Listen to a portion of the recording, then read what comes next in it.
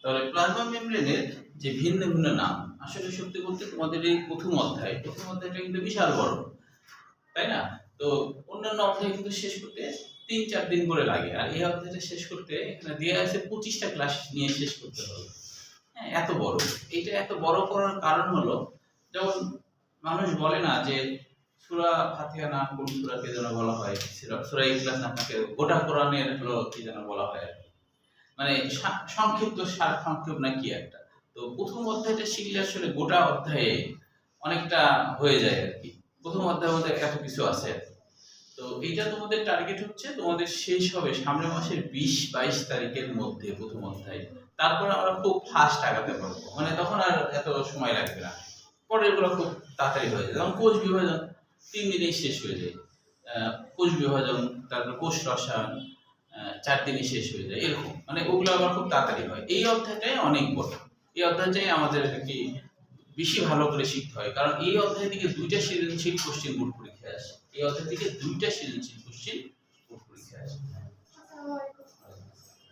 এই কারণে এই অধ্যায়টা বাদ দেওয়ার কোনো সুযোগ নাই। যেমন তোমাদের 8টা ধরো কোশ্চেন থাকে, তার মধ্যে 5টা প্রথম অধ্যায় যদি 2টা হয়, এবং প্রথম অধ্যায় থেকে এমসিকিউ বেশি আসে। প্রথম অধ্যায় অনেক বড়, 72 পৃষ্ঠা, নতুন এডিশনে তো প্রায় 80 পৃষ্ঠা করছে। এই অধ্যায় প্রথম অধ্যায়টা এই কারণে একটু বেশ বড় এবং শিখতে হয় একটু ভালো করে।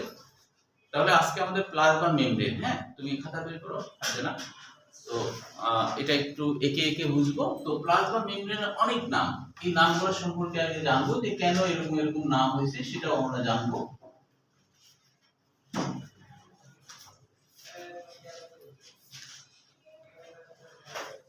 হঠাৎ তোমাকে শুক্রবারে কিন্তু 10টায় আসতে হবে, হ্যাঁ যে আগের গুলো করতে হবে, হ্যাঁ। আচ্ছা, তো তারপরে দেখো কোষঝিল্লি, এর নাম হলো বায়োমেমব্রেন, যত নাম আছে ভিন্ন ভিন্ন সব বই মিলে আর কি। এই নামগুলো তোমরা একটু লেখো, এক জায়গায় করে থাকলে সুবিধা তোমাদের পড়তে আর কি। তারপরে বলা হয় হায়ালোমেমব্রেন, হায়ালোমেমব্রেন,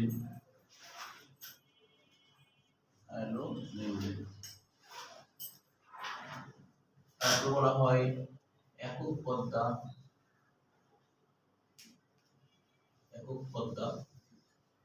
তারপরে ইউনিট মেমব্রেন, ইউনিট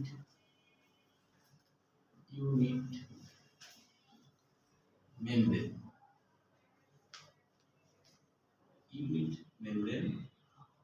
তারপর বলা হয় দ্বিস্তরী পর্দা, এগুলো কিন্তু ভিন্ন নাম মেডিকেল অ্যাডমিশনে একবার আসছিল, হ্যাঁ মানে কোষঝিল্লির ভিন্ন ভিন্ন নামগুলো আর কি। তো এই জন্য এই নামগুলো সবগুলো আমাদের মনে রাখতে হবে। দ্বিস্তরী পর্দা,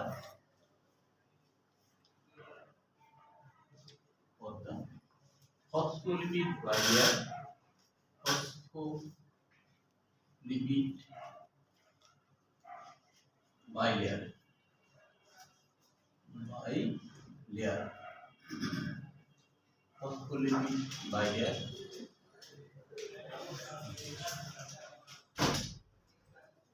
তারপরে দেখো পঞ্চমী হলো এটা প্লাজমা মেমব্রেনের ভিন্ন ভিন্ন নামগুলো আগে লিখে ভালো খাতায়, হ্যাঁ পরে আমরা বুঝবো। তারপরে দেখো সাইটোপ্লাজমিক মেমব্রেন,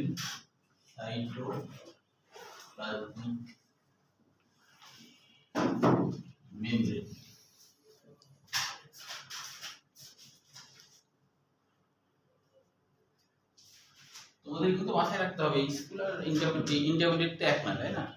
স্কুলে তোমরা যত ধরো যেটুকু ভালোই শিখছো, কলেজে কিন্তু তোমরা শিখতে পারবে না। কলেজে ধরো 200 জন স্টুডেন্টের মধ্যে তুমি প্রশ্ন করতে পারবে না অতজনের মাঝে, তাই না? তো এই জন্য যা শেখার তোমার কিন্তু প্রাইভেটেই শিখতে হবে। প্রাইভেট মানে তো পার্সোনাল, তাই না?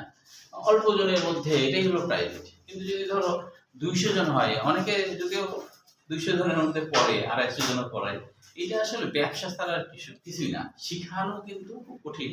অতজনের মাঝে তুমি কি প্রশ্ন করার সুযোগ মানে পাবা? মানে তুমি তো সবসময় সামনে বসতে পারবে না, তখন কিন্তু তোমার একটা ঝামেলা, তাই না? যা বলবে বলে গেল।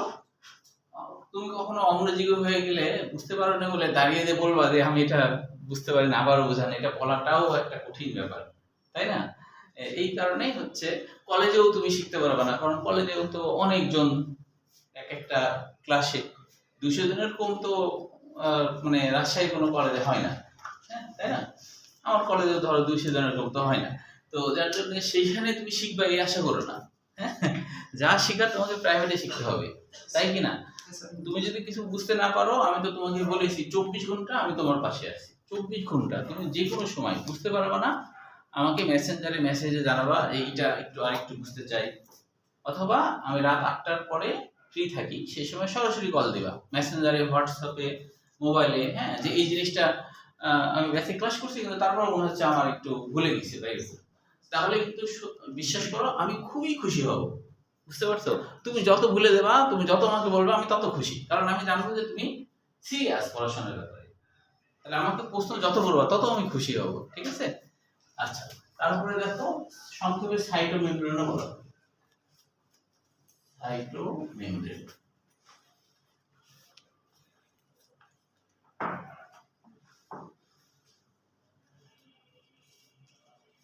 আর কি কি আছে, সব বই মিলে তো এই জন্য একটু বেশি মনে হচ্ছে। দেখি আর কিছু আছে কিনা। প্লাজমা আবরণী, প্লাজমা আবরণী,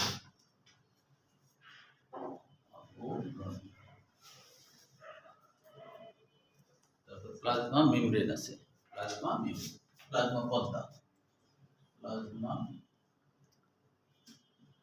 পর্দা। তাহলে দেখো কতগুলা নাম, শুধু কোষ ঝিল্লি বা প্লাজমা মেমব্রেন। এখান থেকে কিন্তু সৃজনশীল কোশ্চেন খুব আসে, এবং তোমাদের কিন্তু আগামী সোমবারে এই যে তোমার কোষ ঝিল্লি পর্যন্ত আজকে হয়ে যাবে না, এই কোষ ঝিল্লি পর্যন্ত একটা সৃজনশীল এবং এমসিকিউর একটা পরীক্ষা থাকবে। সেখানে কিন্তু কোষ প্রাচীরটা আর কোষ ঝিল্লি এই দুইটা সৃজনশীলের জন্য আগেই বলে দিলাম থাকবে, ঠিক আছে? এবং তোমরা যারা পিসি আছো তাদের তো শুক্রবার আমি কোষ প্রাচীরটা করিয়ে দিব, তাহলে তো তোমরা একটা পাস করবে, তাই না? তো এই কোষ ঝিল্লি পর্যন্ত পরীক্ষা, এই পরীক্ষাতে অবশ্যই যে ভালো করবে এরকম দুইজনকে আমি ফার্স্ট সেকেন্ড পুরস্কার দেব সোমবারে। এর কারণটা বলি, ওই যে প্র্যাকটিক্যাল পরীক্ষা নিতে যাওয়া আছে আমার, হ্যাঁ প্র্যাকটিক্যাল পরীক্ষা হচ্ছে তো নিউ ডিগ্রি কলেজ, তারপরে কোর্ট কলেজ, এই দুইটা কলেজে পরীক্ষা নিতে যেতে হবে আমাকে, হ্যাঁ প্র্যাকটিক্যাল পরীক্ষা নিতে যেতেই হয়, ওটা তো আমাদের ধরো নিয়ম আর কি, হ্যাঁ। তো সেই প্র্যাকটিক্যাল পরীক্ষা তো আবার সকাল 9টা থেকে 5টা পর্যন্ত হয়, হ্যাঁ তাহলে তো আমি তোমার করতে পারবো না, তোমাদের ওই জন্যই আর কি সময় নষ্ট না করে পরীক্ষা রাখছি, ঠিক আছে? এই জন্য সোমবারে বললাম, আমি ধরো শনিবারে বলতাম বা রোববারে বলতাম, তো ওই দিন পরীক্ষা হবে। আর তোমরা যারা যেমন ফারজানার তারপরে হচ্ছে যে সাবার একটু পিছায় আছে, হ্যাঁ আসো, তো তোমাদের হচ্ছে যে এর মধ্যে একটু রিডিংও করা হবে এমসিকিউর জন্য, এর মধ্যে কোথায় কোথায় সমস্যা ইন্ডিকেটও করতে পারবা। ও প্রথম থেকে কোষ ঝিল্লি পর্যন্ত একবারে প্রথম, হ্যাঁ ফার্স্ট। তোমার নাম কি জানো? রৌশি। ও 50 মার্কে 50, হ্যাঁ ঠিক আছে। আচ্ছা তাহলে হচ্ছে তোমরা ভালো পরীক্ষা দেওয়ার চেষ্টা করবা। আচ্ছা রৌশিক তো তুমিও যেহেতু নতুন, ফারজানাও নতুন, এই জন্য একটু বলি যে তোমাদের কিন্তু প্রতি শুক্রবারে এক্সট্রা ক্লাস হয়, তো প্রতি শুক্রবারে 10টায় আগের গুলা আর কি হবে, ঠিক আছে? কিছু দূর হয়ে গেছে সেটা আর কি রিকভার করতে হবে, স্বাভাবিক অবস্থা হবে, হ্যাঁ ঠিক আছে। তো এখন হচ্ছে যে আমরা যখন কোর্সের বিকল্প একটা পরীক্ষা আছে যদিও সোমবারে, কিন্তু তোমরা নতুন হলেও দিবা, হ্যাঁ এর মধ্যে আমি শুক্রবারে তোমার একটা দেখা দেব, আর আজকে আর কালকের মধ্যে এটা হয়ে যাবে। আচ্ছা রৌশি তুমি খাতা বের করো। এবার দেখো আমরা একটু বুঝি যে এখান থেকে সৃজনশীল কোশ্চিন যেভাবে আসে, তোমাদের প্রত্যেকটা টপিক যেগুলো সৃজনশীলের জন্য সেখান থেকে কেমন কেমন ধরনের উদ্দীপক হতে পারে সেই বিষয়টা ধারণা থাকতে হবে, হ্যাঁ দেখান দেবো স্যার, হ্যাঁ ছবি না দেখালেও হবে, সমস্যা নেই। আমি দেখাচ্ছি যে এখান থেকে উদ্দীপক এরকম এসেছিল একবার, একটা হলো যে এক্স দিয়ে আর একটা হলো ওয়াই দিয়ে, এইভাবে আসছিল, হ্যাঁ? তো এখন যে এবার বলা হয়েছে গয়ে যে এক্স অংশের ভৌত গঠন বর্ণনা করো। তার মানে কোষ প্রাচীর, এটা তো বুঝতেই পারছি তাই না, কোষ প্রাচীর। তারপরে ওয়াই অংশের ভৌত গঠন বর্ণনা করো, তাহলে কোনটা, এই যে প্লাজমা মেমব্রেন বা কোষ ঝিল্লি। ঠিক আছে, এটা একটা উদ্দীপক। আর একটা উদ্দীপক এমন হতে পারে যে শিক্ষক ক্লাসে দুটি আবরণ নিয়ে আলোচনা করলেন, যার একটি জড় উপাদান দিয়ে গঠিত, আরেকটি সজীব উপাদান দিয়ে গঠিত। তাহলে তোমরা তো জানো যে জড় বলতে বোঝায় যার মধ্যে কোনো ক্রিয়া বিক্রিয়া ঘটে না, তাহলে এই কোষ প্রাচীরের মধ্যে কোনো ক্রিয়া বিক্রিয়া ঘটে না, তার মানে এটা জড়। ঠিক আছে, আর যার মধ্যে ক্রিয়া বিক্রিয়া ঘটে সেটাই হলো জীবিত বা জীবন, তাই না, জীবিত বা জীবন। আমরা জীবন বলি না, বা বায়োলজি বলি, তাই না, বায়ো মানে তো জীবন, জীব বা জীবন। আমরা যেটাকে বলি যে জীবন, সেটাকে সংক্ষেপে বলি জীব। জীব বলতে আসলে জীবনকে বোঝায়। জীবন মানে ক্রিয়া বিক্রিয়া, স্বতঃস্ফূর্ত ক্রিয়া বিক্রিয়া, এটাকে বলে জীবন। বুঝতে পারছো? ক্রিয়া বিক্রিয়া নাই, তুমি মরা। বুঝতে পারছো? যেমন মানুষ মারা যাওয়ার পরে কি হার্ট, লাংস সব কি বন্ধ হয়ে গেল না, তার মানে কি ও মরে গেছে। এখন দেখা যাচ্ছে মরে যাওয়ার পরও তার ক্রিয়া বিক্রিয়া কি চলবে কখনো? একটা মানুষ মনে করো মরে গেছে, তখন দেখা যাচ্ছে তারপরে হাউ দিচ্ছে ভরাত ভরাত করে, তাহলে তুমি ওটা কি ইয়ে হবে? ওটা কি মরা হবে? মরা হবে না তো, তাই কি না? তাহলে ক্রিয়া বিক্রিয়া চলবে না, এটা হলো। তাহলে কোষ প্রাচীরের মধ্যে কোনো ক্রিয়া বিক্রিয়া ঘটে না, কোষ প্রাচীরের মধ্যে কোনো ক্রিয়া বিক্রিয়া ঘটে না। আচ্ছা, আরেক রকম ভাবে উদ্যোগ আসতে পারে, সেটা হলো শিক্ষক দুটি আবরণ নিয়ে আলোচনা করলেন, যার একটি স্থিতিস্থাপক বিহীন, এবং অপরটি স্থিতিস্থাপক যুক্ত। ঠিক আছে, তাহলে যেটি স্থিতিস্থাপক বিহীন সেটা কিন্তু কি কোষ প্রাচীর। যেমন ধরো এই যে প্রাচীর, তাই না, এটার কি স্থিতিস্থাপকতা আছে? কিন্তু পিছনে যে পর্দা আছে ওটা কিন্তু স্থিতিস্থাপকতার মতো কিনা, টানলে চলে আসবে না, ছেড়ে দিলে আবার চলে যাবে কিনা? কিন্তু কোষ প্রাচীরকে তুমি টানলে কি চলে আসবে? ছেড়ে দিলে আবার চলে যাবে? এরকম তো হবে না। তাহলে কোষ প্রাচীর স্থিতিস্থাপকতা একবারে বিহীন, এই জন্য নাম প্রাচীর হয়েছে। ঠিক আছে, আর পর্দা মানে তো এই যে পর্দা, তাই না, পর্দাগুলো টানলে চলে আসে আবার, তাই না? তাহলে এইভাবে উদ্দীপক আসতে পারে। আবার উদ্দীপক আসতে পারে এইভাবে, আমি যেগুলো বলে দিচ্ছি সৃজনশীলের জন্য, বোর্ড পরীক্ষায় এর বাইরে তোমার হচ্ছে উদ্দীপক আসার কোনো সুযোগ নাই। আর তাছাড়া তোমরা হলো অবশ্যই নিয়ে নিবা, আমার সৃজনশীল নোটটা তোমরা নিয়ে নিবা। সৃজনশীল নোটে প্রচুর দেওয়া আছে, প্রচুর হলো উদ্দীপক সহ দেওয়া আছে, হ্যাঁ, এটা নিয়ে নিবা। আচ্ছা, তো আরেকটা আসতে পারে এরকম, দুটি আবরণ নিয়ে আলোচনা করলেন, একটি আবরণ সেলুলোজ জাতীয় উপাদান দিয়ে গঠিত, একটি আবরণ সেলুলোজ জাতীয় উপাদান দিয়ে গঠিত, সেলুলোজ জাতীয় উপাদান হলো কোষ প্রাচীর। আরেকটি ফসফোলিপিড দিয়ে গঠিত, সেটা কি কোষ ঝিল্লি ভিতরেরটা। ঠিক আছে, এর বাইরে আর কোনো তোমার নাই, মানে উদ্দীপক হওয়ার মতো নাই। ঠিক আছে, হ্যাঁ।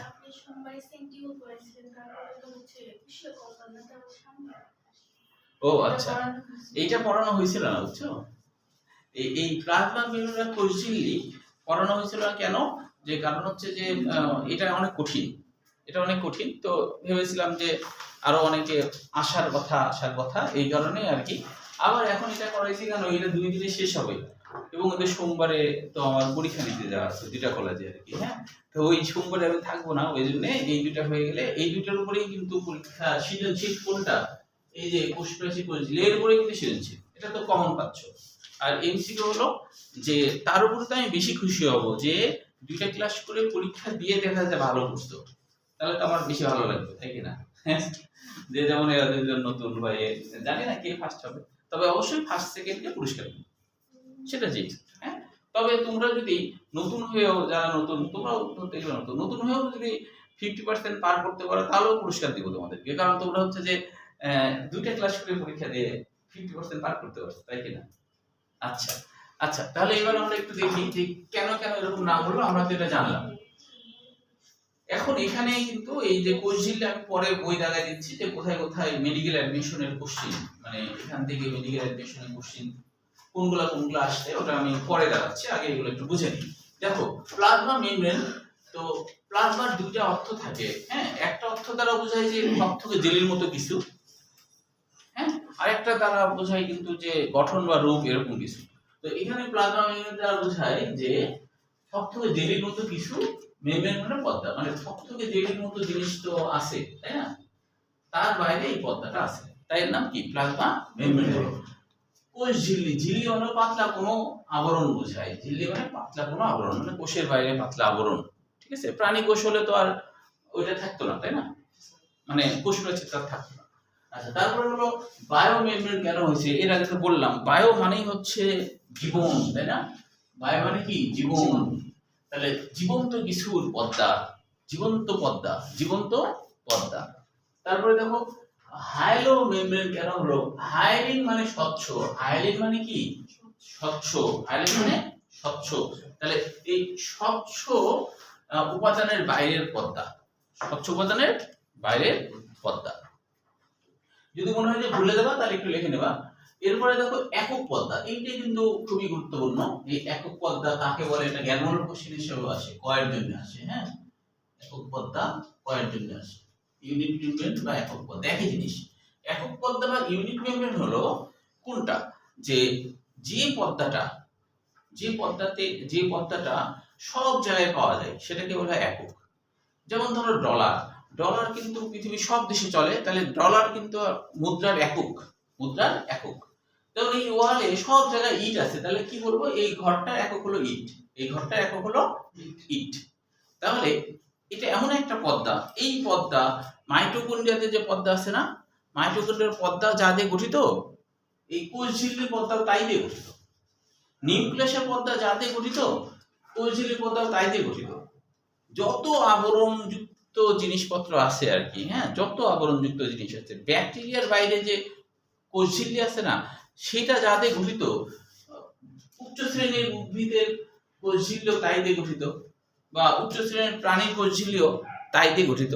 তাহলে দেখা যাচ্ছে যে এটা এমন একটা পর্দা সব জায়গায় সেম জিনিস দিয়ে গঠিত, সব জায়গায় কি সেম জিনিস দিয়ে গঠিত, তাই এটাকে বলা হচ্ছে একক পর্দা বা ইউনিট মেমব্রেন, একক পর্দা বা ইউনিট মেমব্রেন।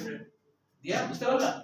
আচ্ছা, বলো তো এটুকুর মধ্যে কারো কোনো কোশ্চেন আছে কিনা, আছে কোনো কোশ্চেন আছে? বুঝতে পেরেছো সবাই? আচ্ছা, তাহলে এবার আমরা আসি পরের বিষয়ে। দ্বিস্তরী পর্দা নাম কেন হলো, যে এই পর্দা দেখা গেছে, তুমি যদি এটাকে বিশ্লেষণ করো তাহলে দেখবা যে ধরো এই পর্দাটাই আমি হচ্ছে একটু জুম করে দেখবো, মানে কি বড় করে দেখবো, তাহলে তুমি দেখবা এই পর্দাটা আসলে কেমন। এই পর্দা দেখে মনে হচ্ছে একটা, কিন্তু আসলে এটা একটা পর্দা না, এর মধ্যে আছে কি জানো, এরকম দুইটা স্তর আছে, এরকম দুইটা স্তর আছে। এই স্তরগুলোর সাথে একটু লেজের মতো গঠন থাকে, একটু লেজের মতো গঠন থাকে। তাহলে আমরা দেখলাম জুম করার পরে দেখছি, মানে বড় করার পরে দেখছি কি, যে আসলে পর্দাটা একটা স্তর মনে হচ্ছে, কিন্তু আসলে তা না, এটা আসলে দ্বিস্তরী, মানে দুইটা স্তর না, উপরের দিকে একটা স্তর মুছে গেল, নিচের দিকে আরেকটা স্তর, তাহলে কি দ্বিস্তরী হচ্ছে না? দ্বিস্তরী কিনা? আচ্ছা, তাহলে এই হলো দ্বিস্তরী। এমন ভাবে মনোযোগ দিয়ে ক্লাস শুনবা যেন ক্লাসে পড়া ক্লাসে মুখস্থ হয়ে যায়, তাই কিনা? আর যখনই কোনো খটকা হবে তখনই কোশ্চেন করবা, তাহলে দেখবা যে ক্লাস কিন্তু এরকম হওয়া উচিত না কখনো যে বক্তৃতার মতো। হ্যাঁ, তুমিও বলবা আমিও বলবো, এটাই হলো ক্লাস। এবং আমাদের ট্রেনিং এ, আমি যখন ঢাকায় ট্রেনিং করতে গেছিলাম মাস্টার ট্রেনার, তখন কিন্তু এটা বলেছিল আমাদেরকে যে ক্লাস হচ্ছে, ক্লাসে ইন্টারমিডিয়েট স্টুডেন্টদেরকে ক্লাস নেওয়ার সময় কখন এটা বলা যাবে না আজকে আমি তোমাদেরকে এটা পড়াবো, এটা বলাই যাবে না। কি বলতে হবে, আজকে আমি তোমাদের সাথে এই বিষয়ে আলোচনা করব। এটা আলোচনা, মানে তোমার কোনো যুক্তি বা তোমার কোনো মতামত পেশ করবা, আমি বলবো তুমি বলবা, এটাই হলো ক্লাস। বুঝতে পারছো কি, যে ধারণা করা হয় ইন্টারমিডিয়েটে পড়ে গেলে তার কিন্তু অনেক বুদ্ধি শুদ্ধি হয়ে যায়। দেখো না যে 16-17 বছরের ছেলেরা ফুটবল খেলে, মেয়েরাও তো খেলে, মেয়েরা তো বরঞ্চ আরো বেশি ভালো খেলে। বাংলাদেশে মেয়েরা কি ছেলেদের থেকে বেশি ভালো খেলে, তো এদের বয়স কি 16, 17, 18 এর মধ্যেই তো, তাহলে বুদ্ধি না থাকলে পারে? বাংলাদেশের ছেলেরা মনে হয় মেয়েদের সাথে ফুটবল খেলে পারবে না, আমার তাই মনে হয়। খেলা হোক, দেখো পারবে না, কারণ মেয়েদের র্যাঙ্কিং হলো 104 আর ছেলেদের র্যাঙ্কিং হলো 182 না 83 এরকম, তাহলে তো পারবে না, তাই কি না? ঠিক না? তবে অবশ্য হয়তো ছেলেরা একটু হাইট হইলে বড় দেখা যায়, ধাক্কা দিলে আবার পড়ে টরে যাবে, এই একটা সমস্যা। কিন্তু ধাক্কা যদি না দেয় আর কি, তাহলে তাই না? তাছাড়া স্বাভাবিক খেলা হলে পারবে না, ওরা খুব ভালো খেলা বুঝছে, আমি দেখছি ওই খেলা দেখি আর কি অনেক সময়, যে খুব সুন্দর পারে। আচ্ছা, তাহলে হচ্ছে যে দ্বিজ চলে গেল। ফসফোলিপিড বাইলেয়ার কেন এরকম নাম হয়েছে জানো? যে এই জিনিসগুলো হলো ফসফোলিপিড দিয়ে গঠিত। এখন ফসফোলিপিডটা একটু শেখার আছে, এটা একটু তোমরা একটু খাতায় লিখে নাও, কারণ এটা একটু বুঝতে হবে। তাহলে মূল জিনিসটা পড়ার সময় এই টপিকসটা কিন্তু তোমাদের 2 দিন লাগবে, হ্যাঁ, কারণ হচ্ছে এটা হলো একটু কঠিন, তাই একটু ধীর স্থির ভাবে শিখতে হবে। তবে তোমরা কিন্তু এইটা কখনো ভাববা না যে এত ধীরে পড়লে কোথায় কোর্স শেষ হবে না, বিষয়টা তো তা না। কারণ আমি তো পড়াচ্ছি 22 বছর ধরে, আমার তো টার্গেট আছে প্রতি বছরে ফার্স্ট ইয়ার পরীক্ষা তোমাদের কলেজে হওয়ার 1 থেকে 1.5 মাস আগে ফার্স্ট ইয়ারের কোর্স কমপ্লিট, প্রতিবার তাই হয়। তো একই গতিতে আমি আগাচ্ছি, কিন্তু তারপরে এটা শেষ হবে, এটা কনফার্ম। বুঝতে পেরেছো? কাজে এটা নিয়ে তোমাদের টেনশন নেই, ঠিক আছে? যে মনে করো যে ক্রিকেট খেলতে যখন নামে, তখন সে যদি জানে যে এটা হলো টি-20 খেলা, তাহলে কি সে ঢুকুস করবে? তাই না? ও তো জানছে আমার উদ্দেশ্য কি, আমার কত তাই না? আবার যদি থাকে মনে করো যে সুপার ওভার থাকে না, আচ্ছা তখন কি একটা বলো কি ডিফেন্স দিবে একটা বল দিবে দেবে না, একেবারে খালি চালাবে নাকি? যেমন আমি মেডিকেল অ্যাডমিশনের ব্যাচ যখন পড়াই, হ্যাঁ, তখন ওটা তো 4 দিন করে পড়াই, হ্যাঁ, এবং 1.5 ঘন্টার পড়াই। কারণ কি, ওটা সময় লাগে, ওটা আমার 1.5 ঘন্টা পড়াতে হয়। কারণ ওটা হলো তোমার 1 ঘন্টা পরীক্ষা থেকে 8 ঘন্টা হলো সলভ, মানে বিগত সালে কেমন কিভাবে আসছে না আসছে এগুলো। এই জন্য দেখা যাচ্ছে যে ওখানে কিন্তু সময় আমার বেশি দিতে হয়, প্রতিদিন পরীক্ষা নিতে হয়। তো সেই জন্যই ওটা তোমাদের ভাবার বিষয় না, হ্যাঁ। ফসফোলিপিড বাইলেয়ারটা একটু বুঝার আছে। দেখো এই যে ফসফো আর লিপিড, তো এই ফসফো বলতে ফসফরিক অ্যাসিড, তাই না? এটা হলো ফসফরিক অ্যাসিড। আর এই যে লিপিড কিন্তু 2টা জিনিস দিয়ে গঠিত। এটা বোধহয় প্রথমের দিকে ছিল, তাই না? আচ্ছা, অনেক কিছু তো জানো না, একটু লিখি, তোমাদের মনে পড়ে যাবে। লিপিড 2টা জিনিস দিয়ে গঠিত, একটা হলো গ্লিসারল, এটা একটু তোমরা খাতায় লিখে নাও যাদের লেখা নাই। আরেকটা হলো ফ্যাটি অ্যাসিড,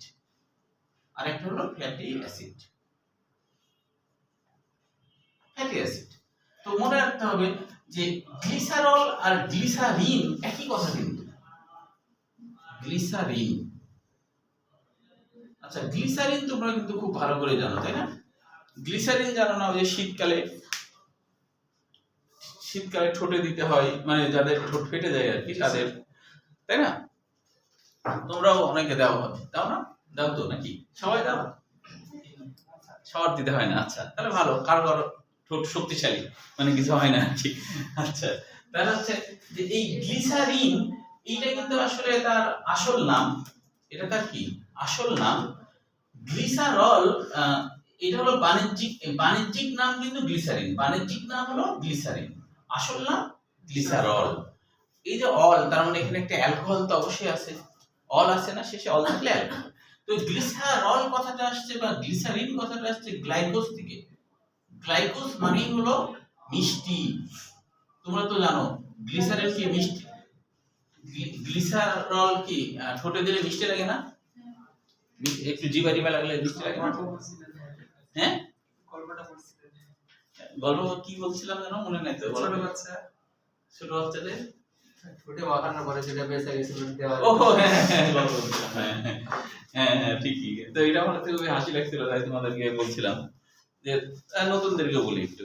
আমার একটা ভাইনা ছোট, এখন ক্রিম হচ্ছে দিচ্ছে শীতকালে, তো হাতে অনেকখানি ক্রিম নিয়ে এখানে দিচ্ছে, নাকে দিচ্ছে, দিয়ে বেঁচে গেছে। তো দেখছে বেঁচে গেছে, তখন দেওয়ালে সুন্দর করে মুছে তারপরে, তার মানে ওইটা আর কোথাও দেওয়ার জায়গা নাই, ওর মুখে দিলেই হয়, কিন্তু দেওয়ালে মুছে দিচ্ছে। বুঝতে পারো? অদ্ভুত ছোট বাচ্চাদের কাজকামগুলো হাসি লাগে। হ্যাঁ, তো ওই ভাইটা কি করে, পাপোশ থাকে না ঘরে, তো যখন ধরো ঢুকবে তখন পাপোশে মুছে তো আমরা ঢুকি, তাই না? তো ও করে যাওয়ার সময় পাপোশ মুছে তারপরে বাইরে যায়, কিন্তু ঢোকার সময় মুছে উল্টা, মানে বাইরে যাচ্ছে পা মুছে বাইরে যাচ্ছে, তো বাইরে যাওয়ার সময় পা মুছে লাগবে, এরকম অদ্ভুত। আচ্ছা, গ্লাইকোজ থেকে মিষ্টি, আর এখানে অ্যালকোহল আছে, ওইস আছে, এই জন্য এটার নাম হলো গ্লিসারল। ফ্যাটি অ্যাসিড মনে রাখবা, ফ্যাট মানে চর্বি বা তেল, তাহলে তেলে থাকা বা চর্বিতে থাকা যে অ্যাসিড তার নামই হলো ফ্যাটি অ্যাসিড। তাহলে এখানে কিন্তু আমরা দেখতে পাচ্ছি যে এইটুকু দেখতে পাচ্ছি যে একটা গোল অংশ আর লেজ, ওই লেজটা কিন্তু আসলে ফ্যাটি অ্যাসিডের লেজ। ওটা কি ফ্যাটি অ্যাসিডের লেজ। আমরা বইয়ে পড়ার সময় আরেকটু বিস্তারিত জানবো, এখন এইটুকুই থাক। সাইটোপ্লাজমিক মেমব্রেন, সাইটোপ্লাজমের বাইরে যে পর্দা, সাইটো এটা সংক্ষেপে, প্লাজমা আবরণী, ওই যে প্লাজমা মানে তো জেলির মতো থকথকে পদার্থ, তার বাইরের পর্দা, প্লাজমা পর্দা একই কথা। তাহলে আমরা এই নামগুলোর অপর নাম কিন্তু মেডিকেল অ্যাডমিশনে কত সালে আসছে একটু দাগায় নিতে পারো। মেডিকেল অ্যাডমিশনে আসছে, আমি বইয়ে অবশ্যই এগুলো লিখে রাখি যাতে করে তোমাদের বলতে সুবিধা হয়। এই যে ভিন্ন নামগুলো আর কি, এই ভিন্ন নামগুলা মেডিকেল অ্যাডমিশনে আসছিল, অবশ্য অনেক আগে আসছিল, সেটা হলো মেডিকেল অ্যাডমিশন 3-4 সেশনে আসছিল ভিন্ন নাম। এছাড়া আসছিল রাজশাহী ইউনিভার্সিটিতে 17 আর 20 সালে, মানে এই অপর নামগুলা, মানে প্লাজমা মেমব্রেনের অপর নাম মেডিকেল অ্যাডমিশনে একবার আসছে, 3-4 সেশনে আসছিল আর কি। হ্যাঁ, আচ্ছা, তাহলে এবার আমরা চলে আসি যে প্লাজমা মেমব্রেন আবিষ্কার কে করলো? হ্যাঁ, প্লাজমা লেমা কি প্লাজমা মেমব্রেনের আরেকটা নাম? হ্যাঁ হ্যাঁ, প্লাজমা লেমা, এটা লিখে দিই, তাহলে এটা বাদ পড়ে গেছে। ধন্যবাদ। প্লাজমা লেমা আরেকটা, প্লাজমা লেমা, এটা আবুল হাসান স্যারের বইয়ে আছে কিন্তু। হ্যাঁ, লেমা মানে পাতলা আবরণ, লেমা মানে পাতলা আবরণ, এটা আবুল হাসান স্যারের বইয়ে আছে। হ্যাঁ, ধন্যবাদ ফারজিনা। হ্যাঁ, তাহলে আরেকটা নাম কিন্তু ছুটে গেছিল। হ্যাঁ, অবশ্য আবুল হাসান স্যারের বইয়ে আছে, ধন্যবাদ। দেখো এই যে এটা হলো প্রাণবন্ত ক্লাস হয় কখন, যখন এই যে এরকম করে বলবা, হ্যাঁ, তখনই ক্লাসটা বেশি ভালো লাগবে। তুমি নিঃসংকোচে, তোমার হচ্ছে যে তোমার নিজস্ব কোনো প্রস্তাবনা থাকলে সেটাও তুমি বলবা আমার সাথে। তোমাদের কিন্তু গ্রুপ খুলতে হবে। হ্যাঁ, গ্রুপ খোলা হয়েছে কি তোমাদের? আজকে ক্লাস শেষে গ্রুপ খুলে দিতে হবে। ও হ্যাঁ, তোমার আচ্ছা, তুমি ইউটিউবে দেখে নাও, তোমার যেহেতু জরুরি কাজ কোন নাই। ও তাহলে এক্সট্রা ক্লাসে তুমি দেখে নিও, এক্সট্রা ভাবে। হ্যাঁ, এক্সট্রা ভাবে দেখে নিও, যাও, যেহেতু তোমার একটা জরুরি বিষয়। হ্যাঁ, শুক্রবারে আসো, শুক্রবারে আসলে তুমি হচ্ছে 12টায় আসতে হবে, ঠিক আছে? এসে তুমি দেখে নিও। আচ্ছা, তোমরা কিন্তু 12টায়, তোমরা কিন্তু 10টায়। হ্যাঁ, তোমরা 10টায়, তোমার আগের পোস্ট ক্লাসে ছিল ক্লাস, তাহলে তোমাকেও আসতে হবে। হ্যাঁ, আচ্ছা আচ্ছা, তাহলে এবার আমরা আবিষ্কার কে করছেন প্লাজমা মেমব্রেন সেটা একটু দেখে নিই। আবিষ্কার আর হচ্ছে মানে নামকরণ এবং আবিষ্কার দুই ব্যাপারটা জানতে হবে। দেখো এবার একটু আমরা বই আসি, এবার একটু তোমরা বই বের করো, এখানে কিছু এমসিকিউ দাগানোর আছে তো, তাই একটু বই বের করো। দেখো বইয়ে প্লাজমা মেমব্রেন বা কোষঝিল্লি যে আছে, এখানে আমাদের যে বৈজ্ঞানিকের দুইজন বৈজ্ঞানিকের নাম মনে রাখতে হবে। একটা হলো কার্ল নাগেলি আর ক্রামার সর্বপ্রথম ঝিল্লিকে প্লাজমা মেমব্রেনের নামকরণ করেন। আসলে ঠিকই, মানে নামটা এমন যে বাংলায় হলো ওই যে কার্ল নাগেলি সাপ আছে না, সেই সাপ, তাই না, এই আর কি। তাহলে তার মানে এরকম হতে পারে যে এই যে কার্ল নাগেলি যে আবিষ্কার করলেন, প্লাজমা মেমব্রেনের নামকরণ করলেন, তার মানে কি সে হয়তো বা নামকরণ করে নাগিন ড্যান্স দিতে শুরু করছিল, হতে পারে, তাই না? নামকরণ করছে, নাগিন ড্যান্স দিচ্ছে, এরকম নাগিন খুশি খেলায় যে আবিষ্কার তো করছে একটা কিছু, তাই না? তো তিনি প্লাজমা মেমব্রেন নামকরণটা করেন, আর প্লাজমা লেমা নামকরণ করেন। এটা কিন্তু জাহাঙ্গীরনগর ইউনিভার্সিটি 18 সালে আসছিল যে প্লাজমা লেমা, মানে প্লাজমা মেমব্রেনের একটা অপর নাম হলো প্লাজমা লেমা। এটা জাহাঙ্গীরনগর ইউনিভার্সিটি 18 সালে আসছিল। আচ্ছা, তাহলে এখানে কিন্তু মনে রাখতে হচ্ছে, ধরতে গেলে 3জন বিজ্ঞানীর নাম। তো আমরা যদি এটা একটু টেকনিক্যালি মনে রাখি, হ্যাঁ, সেটা কি টেকনিক্যালি বলতে এরকম ধরো যে তুমি এভাবে মনে রাখতে পারো। দেখো, সেটা হলো নাকের পাওয়ার, নাকের পাওয়ার, এটা মনে রাখলে তুমি সবার না মানে 3জনের নামে মনে রাখতে পারো। নাকের পাওয়ার, কেন নাকের পাওয়ার? দেখো নাতে কি হয়, নাগিলি না, কাল মনে না রাখলে হবে। আর কতে কি হয়, ফ্লাওয়ার, বুঝুনি? পাওয়ার কি, ফ্লাওয়ার, কি হলো না, নাকের পাওয়ার, তাই না? যেমন নাকের পাওয়ার কাদের সব থেকে বেশি? কুকুরের কিন্তু আরেকজনের বেশি আছে, পিঁপড়া না, আরেকজনের বেশি আছে, ভাল্লুক, ভাল্লুক আছে না, ওই ভাল্লুক কত জানো, যে সব থেকে কুকুর হলো 19 কিলোমিটার দূর থেকে সে গন্ধ ইয়ে করতে পারে, 19 কিলোমিটার দূর থেকে গন্ধ পায় কুকুর। আর ভাল্লুক হলো তার থেকে 7 গুণ বেশি, ভাল্লুক হলো তার থেকে 7 গুণ বেশি, বুঝতে পেরেছো? ভাল্লুকের পরে যে আছে, মানে ভাল্লুকের পরে দ্বিতীয় নম্বরে যে বেশি গন্ধ পায়, গন্ধ শুকতে পায়, সেটা কে জানো? মশা। মশা হলো 45 কিলোমিটার দূর থেকে মানুষের গন্ধ পায়, 45 কিলোমিটার দূর থেকে মানুষের গন্ধ পায়, বুঝতে পারছো?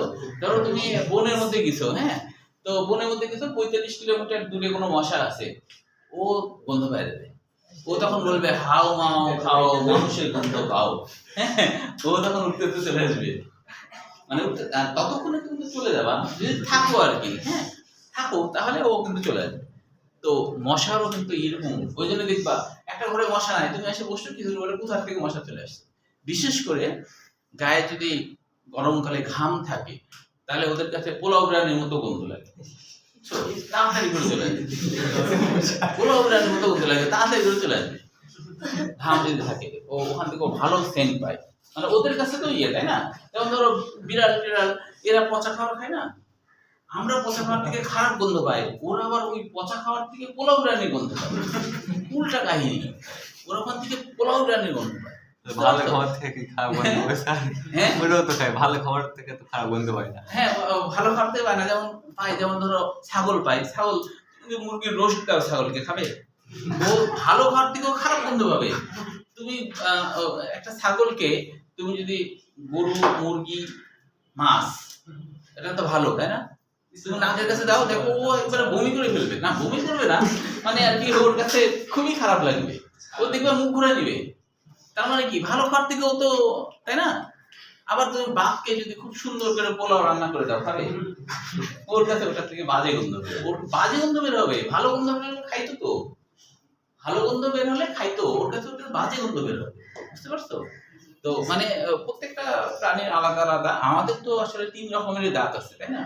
মানে তৃণভোজীর দাঁত আছে, মাংসাশী দাঁত, এটা মাংসাশী দাঁত, সব রকম আছে, যেন আমরা সবটাই ধরো খাই, এই আর কি।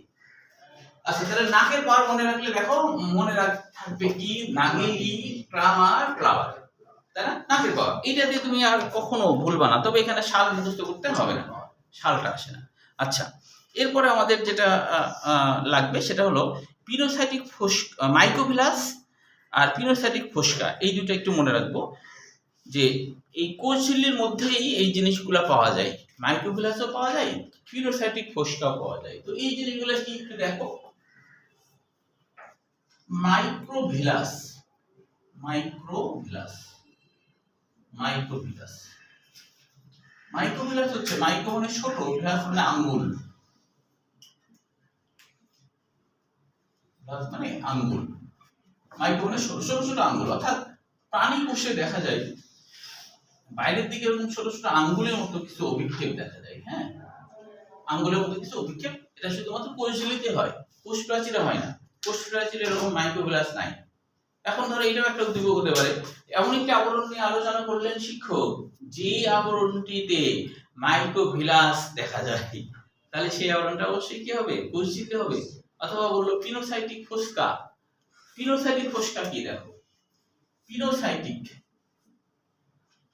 পিনোসাইটিক, একটা বিষয় কিন্তু মাথায় মনে রাখবা, আমি যে তোমাদের আসলে বাংলা অর্থ বলি দুইটা কারণে বলি, মনে থাকাটা সুবিধা, আর বর্তমানে কিন্তু কিছু কিছু বোর্ডে এই বাংলা অর্থগুলা দিচ্ছে, যে যেমন ধরো কেন নাম হয়েছে পিনোসাইটিক ফোস্কা, এগুলো অনুধাবনের জন্য একটা দুটো বোর্ডে দিচ্ছে, কিন্তু এই জন্য তোমাকে কিন্তু সব জায়গাতে প্রিপেয়ার থাকতে হবে, প্রস্তুত থাকতে হবে, তোমাকে যেন কেউ পরাজিত করতে না পারে, তাই কি না? আর মাতৃভাষা বুঝলে সেটা তোমার জন্য ভালো লাগাটাও বাড়বে। আর তুমি এমনি মুখস্থ করছো তাহলে তো ভালো লাগলো না, তুমি বাংলা অর্থটা জানলে তোমার সেটা ভালো। যেমন দেখো পিনো মানে কি, পিনো মানে পান করা, পিনো মানে পান করা, সাইটিক মানে হলো কোষ, একটা কোষের পান করার যে পদ্ধতি, পান করার পদ্ধতি মনে রাখবা, যে প্রাণী কোষের ক্ষেত্রে ভিতরের দিকে যদি ভাঁজ হয়, চিকন চিকন ভাঁজ ভিতরের দিকে হয়, তাহলে এটাকে পিনোসাইটিক বলা হবে। চিকন চিকন ভাঁজ যদি হয়, হ্যাঁ, খুবই চিকন চিকন চিকন চিকন ভিতরের দিকে হলে সেটাই হলো পিনোসাইটিক, ভিতরের দিকে হলে পিনোসাইটিক, বাইরের দিকে হলে মাইক্রোভিলাস, ভিতরের দিকে হলে পিনোসাইটিক, বাইরের দিকে হলে মাইক্রোভিলাস। পিনোসাইটিক হচ্ছে যে পিনো মানে পান করা, মানে কোষ ঝিল্লি জায়গায় জায়গায় একটা ফাটলের মতো হয়, এই ফাটলটাই ভিতরের দিকে লম্বা একটা নালীর মতো গঠন করে। পান করা মানে কি তরল পদার্থ পান করে। আর মাইক্রোভিলাস কিন্তু নাকি পিনোসাইটিক কোষকে বলা হয় জানা আছে। হ্যাঁ, এক মাইক্রোভিলাস কি পিনোসাইটিক কোষকে বলা হয়। কোথায় মাইক্রোভিলাসকে পিনোসাইটিক বলা হয় সেটা হলো ভিতরের দিকেরটা। এটাও তো এক ধরনের মাইক্রোভিলাস, কারণ এটাও আঙ্গুলের মতো, এটাও এক ধরনের আঙ্গুলের মতো, তাই না? এটাও আঙ্গুলের মতো। তাহলে বাইরের দিকের যে মাইক্রোভিলাস, সেটা হলো বাইরের দিকে যেটা থাকে সেটা আসলে মাইক্রোভিলাস, কিন্তু এটাও তো এক ধরনের আঙ্গুলের মতো গঠন, তাই না? কিন্তু এটার পদ্ধতিটা কি ভিতরের দিকে।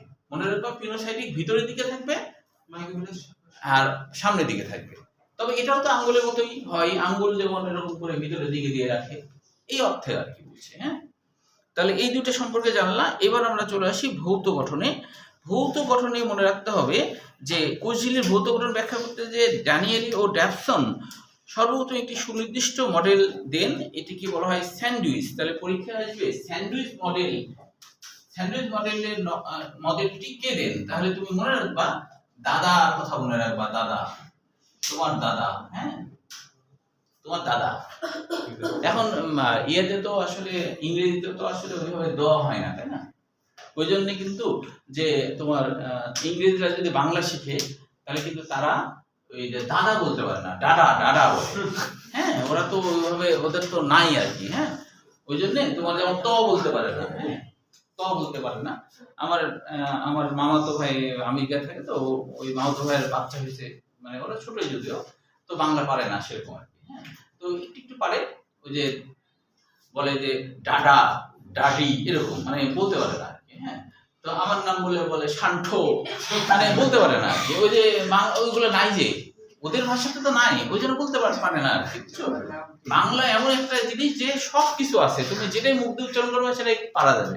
তো ওরকম বলে, হাসিও লাগে তখন। হ্যাঁ, তো ওই দাদা তো না, এখানে ডি আছে, তাহলে ড্যানিয়েলি ও ড্যাপসন মনে রাখবা। দাদা এক দাঁতে ড্যানিয়েলি, আর একটা হলো কি ড্যাপসন। তাহলে এই যে ডি দাদা আবিষ্কার করছে। দাদা হলো, দাদা কি করছে? স্যান্ডউইচ মডেল নাম দিয়েছে, অর্থাৎ কোষঝিল্লিকে স্যান্ডউইচ মডেল নাম দিয়েছে। কোষঝিল্লিটাকে এইগুলাকে নাম দিয়েছে স্যান্ডউইচ মডেল, কি স্যান্ডউইচ মডেল। হয়তো দাদা একদিন কি করছে, স্যান্ডউইচ খেতে খেতে তার মনে হলো যে কোষঝিল্লি এরকম স্যান্ডউইচের মতো হতে পারে। দাদা একদিন স্যান্ডউইচ খাচ্ছিল, তবে এক দিতে ড্যানিয়েলি আর এক দিতে ড্যাপসন। ঠিক আছে, তাহলে এইটা আমাদের মনে রাখতে হবে। স্যান্ডউইচ মডেল নাম দেন আসলে দাদা, তাই না? এই এরপরে দেখো তাদের মতে, তারা যেটা বলছে, তাদের মতে ঝিল্লি দ্বিস্তর বিশিষ্ট, প্রতি স্তরে প্রোটিন এবং লিপিড উপস্তর আছে। তাদের মতটা কেমন সেটা একটু ছবি আঁকি, তাহলে বুঝবা। তবে এটা দুই রকম আছে, সেটা একটু দেখো। মাঝের বইয়ে জিনিসটাকে একটু অন্যভাবে দেখাইছে, সেটা একটু মনে রাখো জাস্ট, যে সেটা হলো দাদা যেটা বলছে, যে মানে দাদা যেটা বলছে, দাদার কথাটাকে লিখি। হ্যাঁ, এটা হলো দাদার কথা।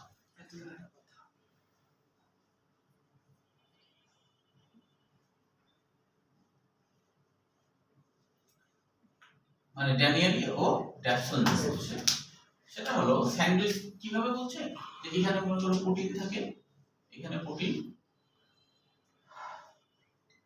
এখন তুমি যদি প্রোটিনকে পাউরুটি মনে করো, তাহলে এই ভিতরে যে ফসফোলিপিড আছে না, ফসফরিক অ্যাসিড আর লিপিড, তো এই লিপিডকে মনে করো মশলা, তেল এই সেই, তাহলে তো এটা স্যান্ডউইচই হলো।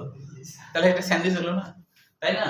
তো কিন্তু তাহলে দুটো স্তর, একটা হচ্ছে প্রোটিন আর লিপিড, প্রোটিনের সাথে উপস্তর লিপিড, প্রোটিনের সাথে উপস্তর লিপিড, তাহলে কি দুটো স্তর। কিন্তু এটা কিন্তু মাঝেদার বইয়ে আছে। হ্যাঁ, লম্বা হবে দেখিস। হ্যাঁ, ও লম্বা হলো প্রোটিন না, নিচে এই যে লিপিড থেকে বের হয়েছে লম্বা কোনটা এই যে মাঝখানে। ও আচ্ছা, মাঝখানে হলো ফ্যাটি অ্যাসিডের লেস। ও আচ্ছা, এটা হলো ফ্যাটি অ্যাসিড। হ্যাঁ, এটা হলো ফ্যাটি অ্যাসিডের লেস। মানে ফ্যাটি অ্যাসিড অনেক বড় হয় আর কি। হ্যাঁ, তো এটা আমরা দেখবো, এই ছবিটা আঁকবো, মানে এই গোটা জিনিসটা আসলে কেমন দেখতে এটা আমরা আঁকবো। হ্যাঁ, তাও একটু এখনই দেখো, যেহেতু কোশ্চেন করলাম, আসলে গোটা জিনিসটা একটু সংক্ষেপে দেখাই। এটাকে তুমি যদি বিশ্লেষণ করো তাহলে এটা দেখতে কেমন হয়, এই জিনিসটা যদি বিশ্লেষণ করো।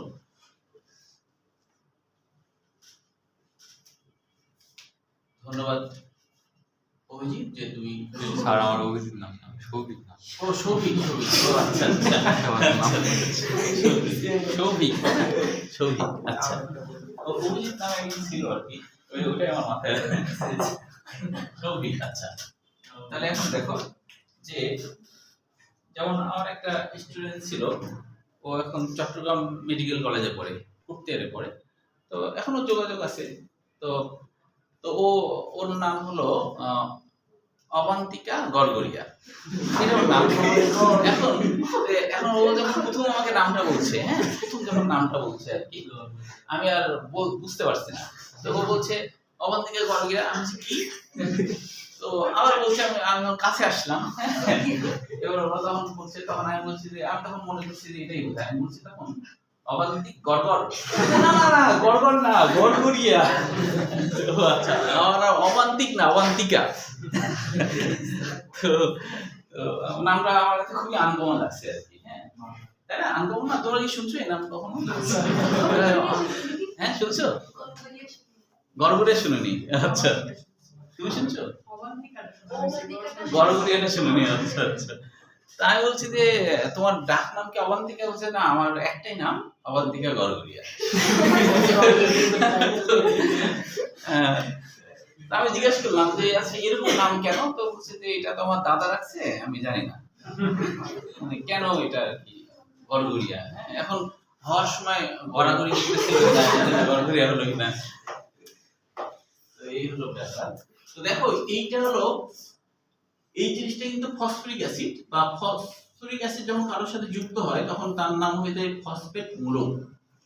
ফসফেট মূলক কারোর সাথে যখন যুক্ত হয় আর কি, তখন ফসফেট মূলক হয়ে যায়। হ্যাঁ, এরকম ফসফেট মূলক।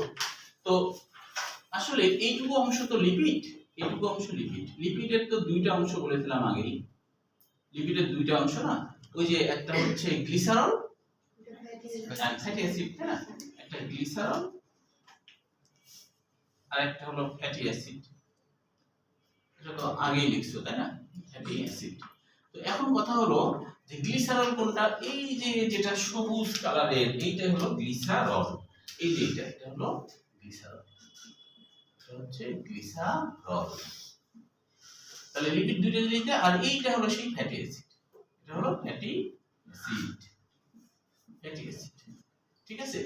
তো এইটাকে যদি আরো বিশ্লেষণ করো তাহলে তুমি দেখতে পাবা যে কেমন। আমি একটু সংক্ষেপে দেখাচ্ছি, পরে না হলে বিস্তারিত দেখাবো। গ্লিসারল দেখতে এরকম হয়, যেটা গ্লিসারল, মনে করো এই জিনিসটা গ্লিসারল।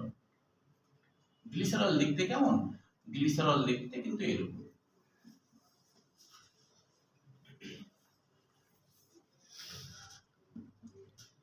তারপরে তোমরা একটু নোট করো, গ্লিসারল দেখতে এরকম হয়, গ্লিসারল দেখতে এরকম। এখন ফ্যাটি অ্যাসিড দেখতে কেমন? ফ্যাটি অ্যাসিড কিন্তু এরকম দেখতে। ফ্যাটি অ্যাসিডে কার্বন, অনেক কার্বন থাকে। ফ্যাটি অ্যাসিডে অনেকগুলো কার্বন থাকে, 14 থেকে 36টা কার্বন থাকে ফ্যাটি অ্যাসিডে, 14 থেকে 36টা। তো দুইটা লেস, তো তাহলে এখানে একটা লেস। সবকিছু তুমি যত ডিপলি শিখবা তত তুমি মনে রাখতে পারবা, এবং তোমাকে কেউ পরাজিত করতে পারবে না। বুঝতে পারছো?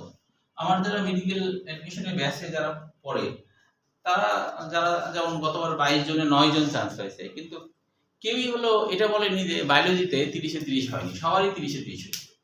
তো সেরকম ডিপলি শিখলে তুমি কিন্তু 30-এ 30 পাবা বায়োলজিতে। 30-এ 30 মানে ও মানে মেডিকেলে বায়োলজিতে 30, আর হচ্ছে ফিজিক্সে 20, আর কেমিস্ট্রিতে হলো 25। এই আর কি।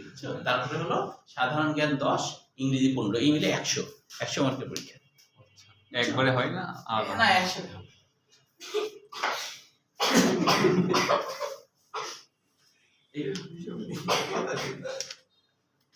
আচ্ছা, তাহলে এখন দেখো এই যে ফসফরিক অ্যাসিড, যেটা ফসফরিক অ্যাসিড দেখতে এরকম,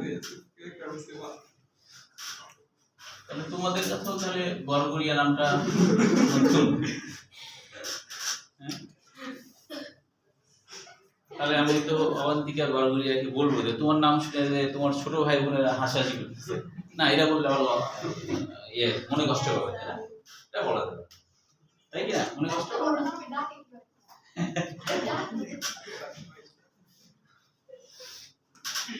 এটা কিন্তু একসাথে এক নিতে হয়, পরে আমি দেখাবো কিভাবে এক নিতে হয়। তাহলে এই দেখো, তারপরে হচ্ছে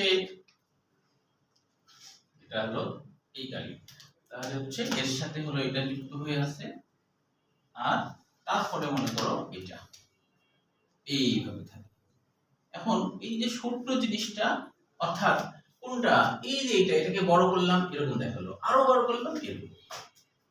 না বুঝতে একটু আমাকে বলো তো।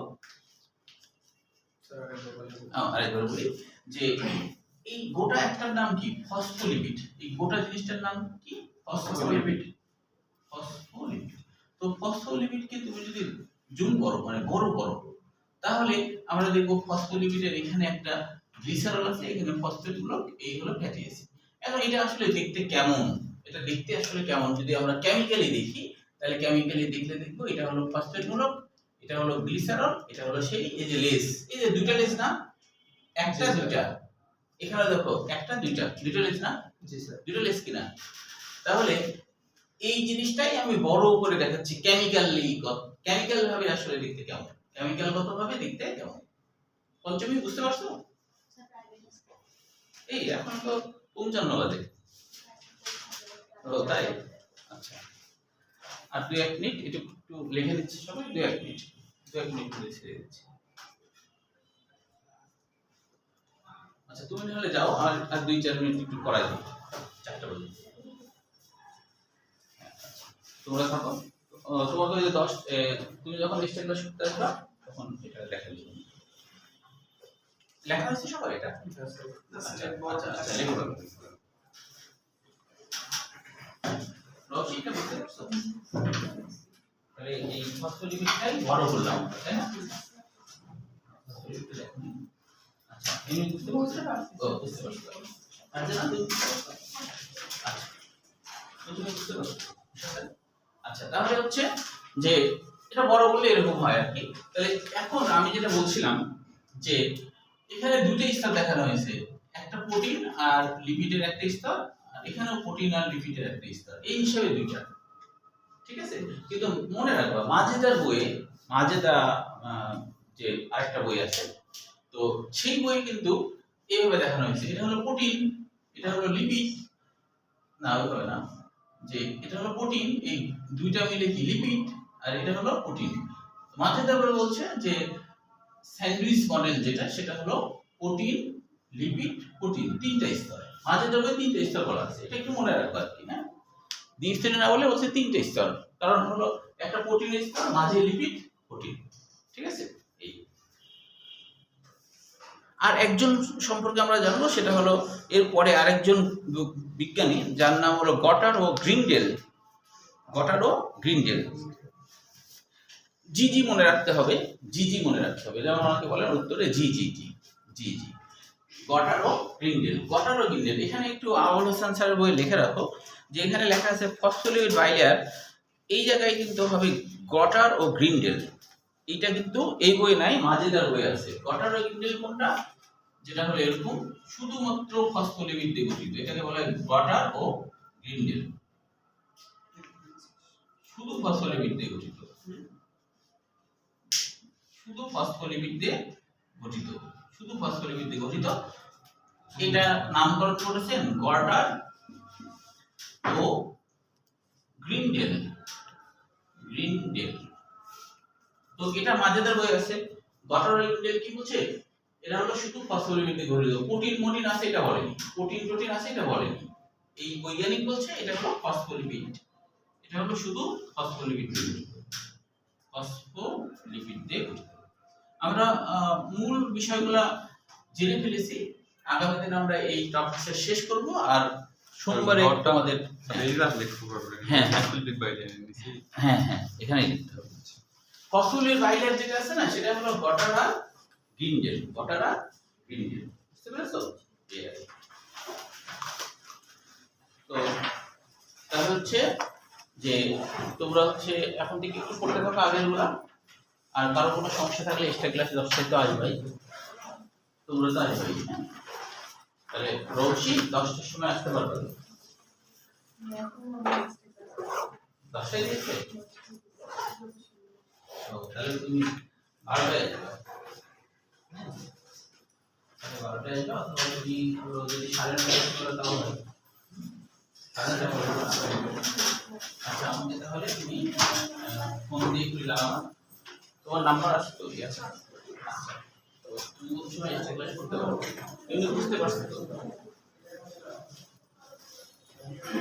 আচ্ছা,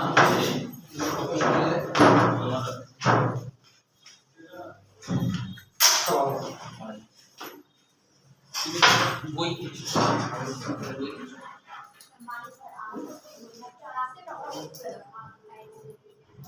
স্যার তুমি 10টায় স্যার এবার আসো। স্যার এসব ভিডিও কি স্যার আপনি ইউটিউবে ছাড়েন? হ্যাঁ হ্যাঁ। স্যার ইউটিউব চ্যানেলের নাম কি? ও শান্ত বায়োলজি। তুমি হচ্ছে